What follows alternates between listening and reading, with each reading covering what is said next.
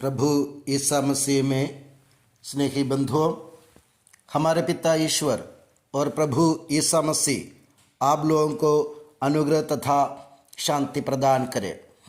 प्रकटीकरण काल के 5वें सप्ताह में प्रभु ईसा मसीह स्वयं अपने प्रकटीकरण का एक तुलनात्मक बयान पेश करते हैं, जिसका विवरण संत यूहन्ना के सुसमाचार अध्याय 3 14 से लेकर 21 तक के वाक्यों में हमने सुना है।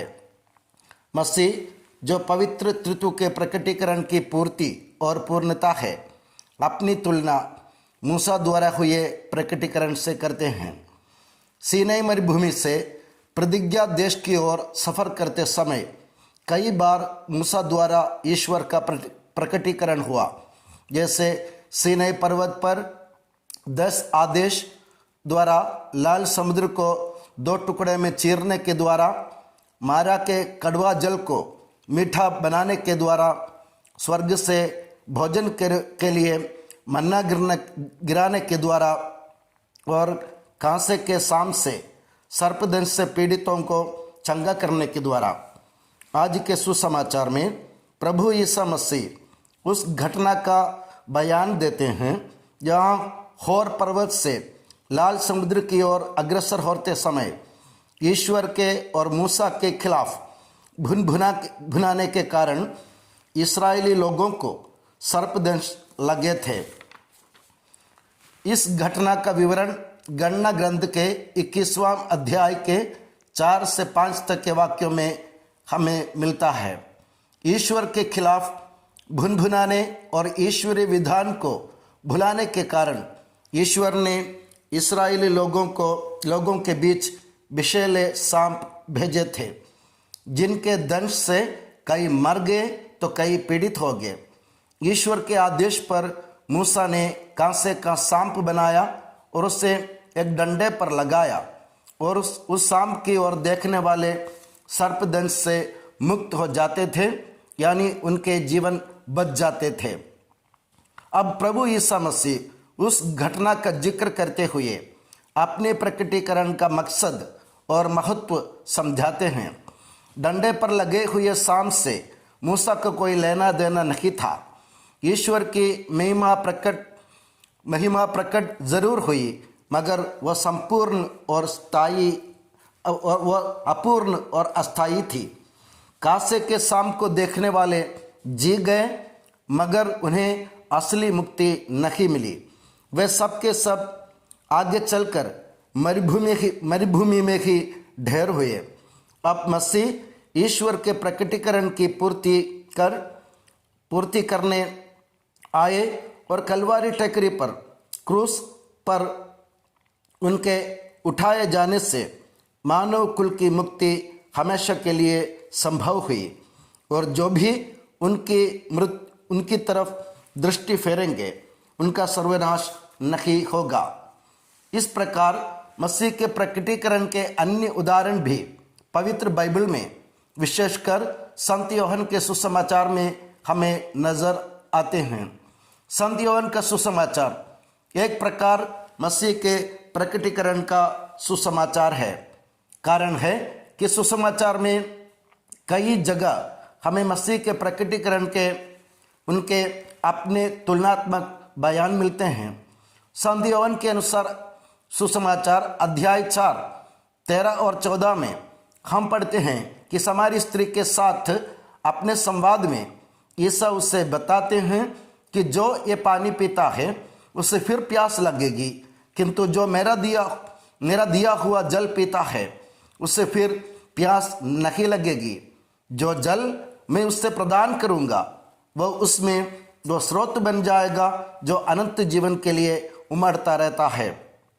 यहाँ प्रभु ईसा मसीह एक और तुलनात्मक बयान दे रहे हैं। समारी स्त्री उनके पूर्वज पिता याकूब का जिक्र करती है और उनके द्वारा दिए हुए कुएं का, और यह सवाल करती है कि आप याकूब से महान है क्या? ईसा मसीह का जवाब देखो। वे कहते हैं कि याकूब के कुएं का पानी पीने वालों की प्यास क्षण के लिए बुझी, उनमें से कोई जीवित भी नहीं रहा। इस तुलनात्मक बयान से माता कलीसिया ईसा मसीह के मुंह से दो सत्य बतलाती हैं कि ईसा रूपी कुएं से पीने वालों की प्यास हमेशा के लिए बुझती है, और ये भी नहीं उनमें से सब के सब अनंत जीवन के अधिकारी होंगे।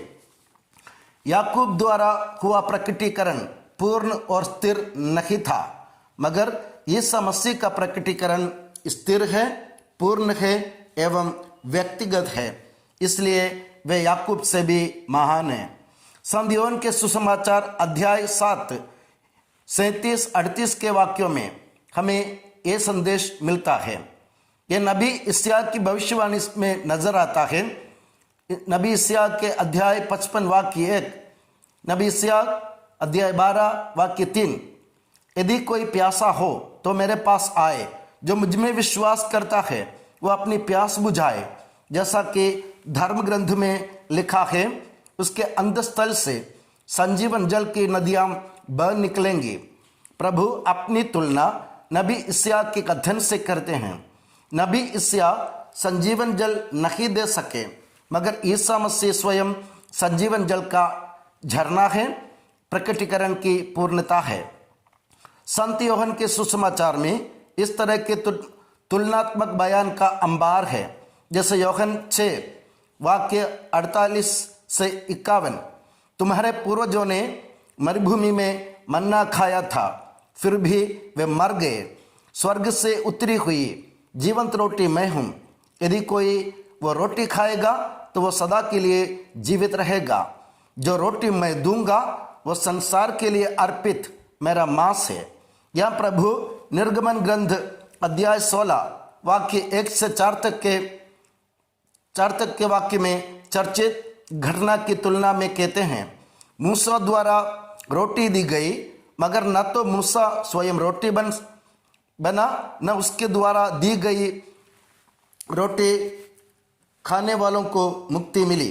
प्रभु ईसा के कथन का मतलब है कि ईसा मसीह ईश्वर के प्रकटीकरण की पूर्ति है।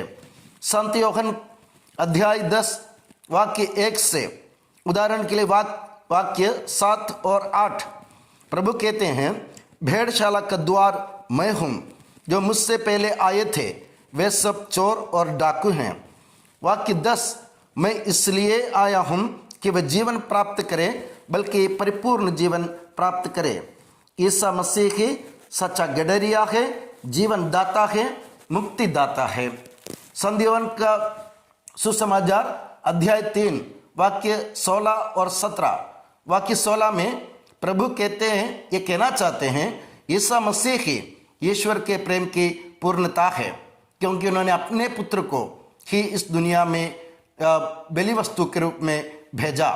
वाक्य 17, ईश्वर ने अपने पुत्र को संसार को दोषी ठहराने के लिए नहीं भेजा, इसलिए भेजा कि संसार उसके द्वारा मुक्ति प्राप्त करें। यहाँ भी मसीह अपनी तुलना पुराने विधान में ईश्वर द्वारा भेजे गए लोगों से करते हैं। जैसे मूसा इस्राएली लोगों को मुक्ति नहीं दिला सके, हारून, योशुआ न्यायकर्ता, राजा, नबी, इन सभी के उदाहरण हमें ये समझाते हैं कि ये सब ईश्वर द्वारा भेजे गए थे, मगर ये मुक्ति नहीं दिला सके। ये सब के सब ईश्वर की दंडाज्ञा सुनाते रहे, यहाँ तक कि मूसा को इस्राएली लोगों के कारण सजा मिली थी। ये सब ईश्वर के सेवक थे, मगर ईसा मसीह ईश्वर का पुत्र है और ईश्वर की सृष्टि नहीं, सत्ता ही है।